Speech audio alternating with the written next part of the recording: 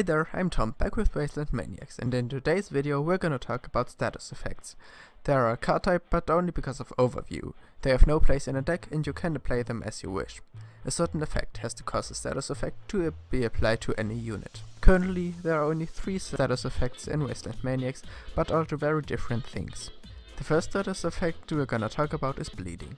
A unit can get the status effect either because an effect was responsible for this, like Chainsaw Massacre, or because during combat a unit with the bleed ability, like Sickle Butcher, dealt damage to another unit, which now has the bleeding status effect. When bleeding, everything goes as normal, but at the beginning of each player's turn, that player puts a -1 HP counter on all of his bleeding units, so their HP are permanently lowered, but in addition to that they are now on a death clock, because the bleeding doesn't stop, so eventually the unit has no HP left, so it dies. The next status effect we're gonna talk about is the stunned status effect.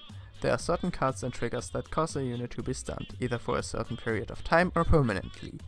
When stunned, a unit can basically do nothing. It can attack, counterattack, or use skills or active abilities. We'll talk about what the latter actually are in a different video, but basically they are like skills that are built in on certain units. On the card that caused the unit to be stunned is a time frame stated for how long the affected unit is gonna be stunned, and after that time frame is over, everything is back to normal. The third and last status effect currently in the game is the stealth status effect.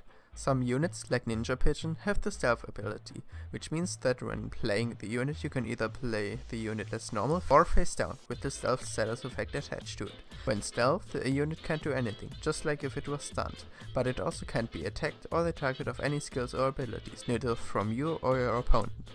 When stealthed, all stats of the unit are unknown to your opponents, but you can look at the card at any time. The unit remains stealthed as long as you like, and you can flip the card face up for its stealth cost and remove the stealth status effect from it at any time during the game, even during your opponent's turn. And that is currently everything on status effects in Wasteland Maniacs. Don't forget to comment and follow, and with that I say thanks for watching and until next time.